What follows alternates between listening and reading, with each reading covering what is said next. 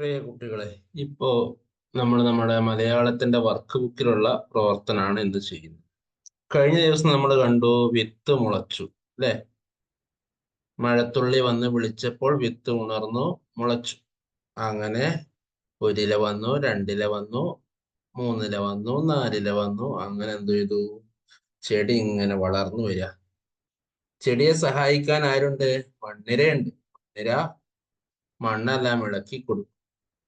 പിന്നെ പലതരം പൂക്കളെ കുറിച്ച് പറഞ്ഞു. ചെടി പൂവിടാൻ വേണ്ടി സ്വപ്നം കണ്ട് ഇങ്ങനെ വളർന്നു വരിക. അങ്ങനെ ഇരിക്കെ ഒരു ദിവസം ഒരാൾ വന്നു. ആരാണ്? നിങ്ങൾ ചെടിയുടെ ഇലയിൽ നോക്കിയിട്ട് പറയൂ. ആരാ?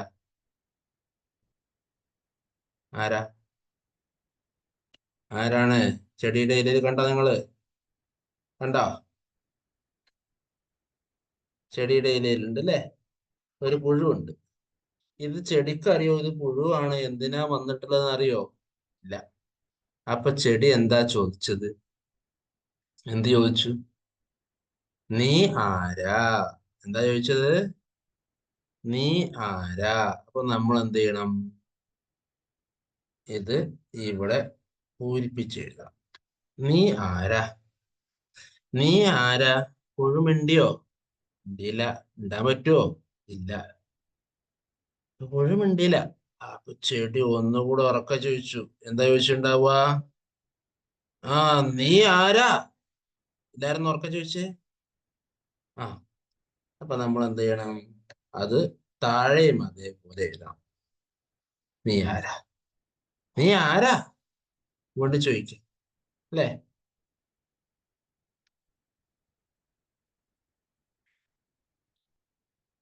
അപ്പോ രണ്ടാമത്തെ വട്ടം ചോദിച്ചപ്പോ എന്തായിരിക്കും പുഴു പറഞ്ഞിണ്ടാവുക? ആ, ഞാൻ ആരാന്നാ പറഞ്ഞിണ്ടാവുക? ഞാൻ ഞാൻ പുഴു. ഞാൻ പുഴു. ചെടി ഇതിലിരിക്കുന്ന പുഴു പറയാണ്. എന്താ പറഞ്ഞത്? ഞാൻ പുഴു. ഞാൻ പുഴു. അപ്പൊ നമ്മുടെ ഉറുമ്പുണ്ട് അവിടെ. ഉറുമ്പിനെ കണ്ടോ നിങ്ങള്? ഉറുമ്പുണ്ട് അവിടെ, അല്ലേ? ഉറുമ്പ് ഉറുമ്പ് പറഞ്ഞു. ഉറുമ്പ് എന്താ പറഞ്ഞിണ്ടാവുക? ചെടിയോട് എന്താ പറഞ്ഞിണ്ടാവുക? പുഴു ഇല തിന്നും. പുഴു ഇല തിന്നും. തിന്നും എന്നും പറയൂട്ടോ. നമ്മൾ മലപ്പുറം ഭാഷയിൽ തിന്നും എന്നാ പറയാ, ശരിക്കും തിന്നും എന്നാണ് ശരി. അപ്പൊ പറഞ്ഞതാണ് ഇതാ, പുഴു ഇല തിന്നും എന്ന് പറഞ്ഞു. എന്താ ചെയ്യാ, അല്ലേ? പാവം ചെടി. പാവം ചെടി. പാവം ചെടി. അവിടെ പൂരിപ്പിക്കാം. നോക്കൂ നിങ്ങൾ. ഇവിടെ നമ്മൾ ചെടീന്ന് എഴുതണം. ചെടീന്ന് എഴുതണം. നമ്മൾ ചെടി മുമ്പ് പഠിച്ചിട്ടുണ്ട്. ഞാൻ ചെടി എന്നൊക്കെ പഠിച്ചിട്ടുണ്ട്. അപ്പൊ നമുക്ക് ചെടീന്ന് എഴുതാൻ അറിയാം. നമ്മൾ എന്ത് ചെയ്യണം? ഇവിടെ പോയിട്ട് ഇതാ ഇവിടെ പാവം എന്ന് ഇവിടെ എഴുതിയിട്ടുണ്ട്. അപ്പൊ നമ്മൾ എന്ത് ചെയ്താൽ മതി? ചെടീന്ന് മാത്രം എഴുതി കൊടുത്താൽ മതി. പക്ഷെ നിങ്ങളുടെ കയ്യിൽ ഇപ്പൊ പുസ്തകം ഇല്ലാത്തതുകൊണ്ട് നിങ്ങൾ ഇതൊക്കെ വരച്ച് എഴുതേണ്ടി വരും. എളുപ്പമുള്ള രീതിയിൽ വരച്ചാൽ മതി കേട്ടോ. ഉം. പാവം ചെടി. ഇനി എന്താ ചെയ്യാ ചെടിയെ രക്ഷിക്കാൻ വേണ്ടി? നമ്മുടെ ചെടിയാണെങ്കിൽ വലിയ ചെടിയാവണം, പൂവുണ്ടാവണം, കായ ഉണ്ടാവണം എന്നൊക്കെ വിചാരിച്ചതാണ്. അപ്പൊ എന്ത് സംഭവിക്കും? ഇങ്ങനെ പുഴു വന്നാല് ആ, പുഴു ഇല തിന്നും, അല്ലേ? പിന്നെ ചെടി ഉണ്ടാവുമോ? ഇല്ല. എന്ത് ചെയ്യും? എന്ത് ചെയ്യും? അപ്പോഴവിടേക്ക് ഒരാൾ വന്നു. ആരാണ് വന്നതെന്ന് അറിയാമോ? ഇതാ ഇതാ വന്നു. വരട്ടെ. ഒന്നോ വന്നു. ആരാ വന്നത്? ഇതാ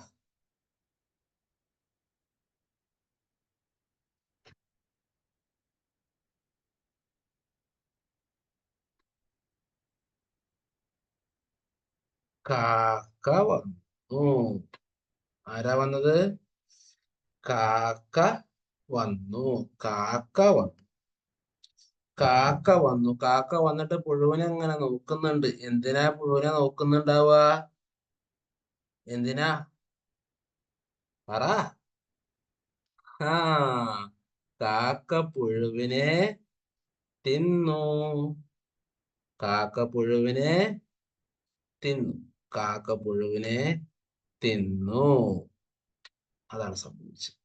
അപ്പൊ നമ്മൾ അതും എഴുതി ചേർത്ത് ഇങ്ങനെ ഒരു ഭംഗിയുള്ള ചിത്രം നമുക്ക് കിട്ടും. ഈ ചിത്രം നിങ്ങൾ എന്ത് ചെയ്യണം? എന്ത് ചെയ്യണം? ആ ഗ്രൂപ്പില് പോസ്റ്റ് ചെയ്യണം. ഓക്കെ അല്ലേ? നമുക്ക് 2 ദിവസം ഒഴിവുണ്ടല്ലോ, ശനിയും ഞായറും നമുക്ക് അവധിയല്ലേ. അപ്പൊ അതുകൊണ്ട് നമുക്ക് ഇങ്ങനെ വരച്ച് ഇങ്ങനെ എഴുതി പോസ്റ്റ് ചെയ്യാൻ പറ്റും. ഓക്കെ അല്ലേ? റെഡി? നമുക്കൊന്ന് വായിച്ചു നോക്കാം.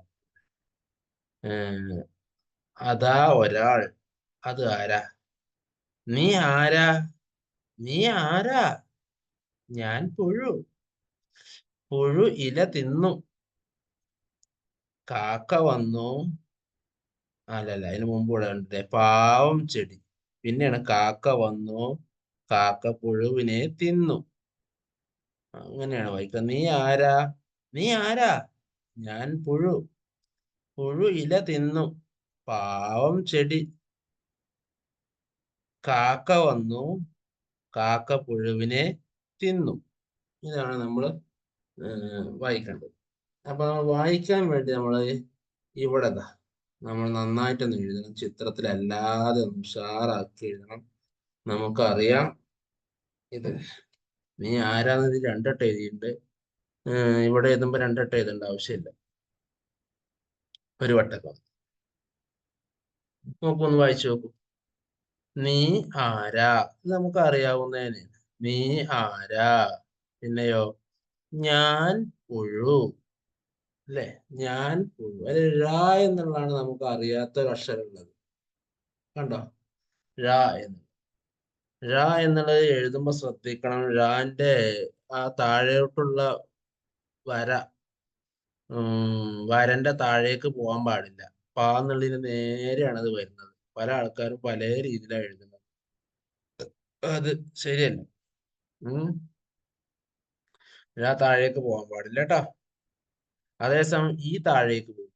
ഈ കണ്ട, ഈ താഴേക്ക് പോകുന്നുണ്ട്. ഴ താഴേക്ക് പോകുന്നില്ല. അത് ശ്രദ്ധിക്കണം. പിന്നെ പുഴു ഇല തിന്നും. പുഴു ഇല തിന്നും.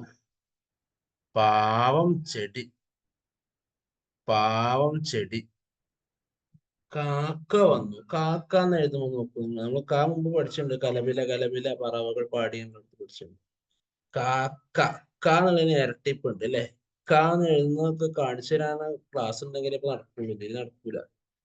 ക ഇരട്ടിപ്പുണ്ട്. കാക്ക വന്നു. ഒരു സ്പേസ് ഉണ്ട് കാക്ക എന്ന് കഴിഞ്ഞിട്ട് അല്ലെ? എവിടെയൊക്കെ സ്പേസ് ഉണ്ട്. നീ കഴിഞ്ഞിട്ട് സ്പേസ് ഉണ്ട്. ഞാൻ കഴിഞ്ഞിട്ട് സ്പേസ് ഉണ്ട്. പുഴു കഴിഞ്ഞിട്ട്, ഇല കഴിഞ്ഞിട്ട് സ്പേസ്, പാവം കഴിഞ്ഞിട്ട് സ്പേസ്, കാക്ക കഴിഞ്ഞിട്ട് സ്പേസ്. സ്പേസ് ഇടാൻ മറക്കരുത്. ചില കുട്ടികളൊക്കെ സ്പേസ് ഇടാൻ മറക്കുന്നുണ്ട്.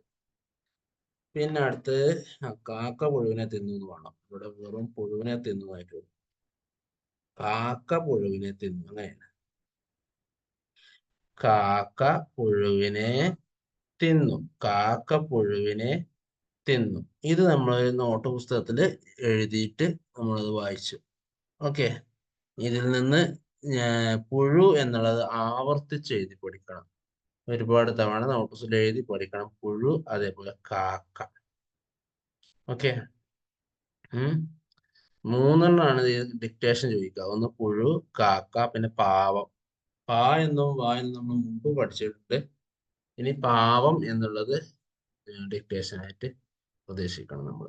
പാവം ചെടി, ഇതൊക്കെ നമുക്കറിയണം. ചെടി എന്ന് എഴുതാൻ കഴിഞ്ഞ ദിവസം പഠിച്ചതാണ്. പുഴു എന്നുള്ളതും കാക്ക എന്നുള്ളതും ആവർത്തിച്ച് എഴുതി പഠിക്കുക. 3 വർക്കുകളായി ഇതിൽ നിന്ന്. ഓക്കെ അല്ലേ?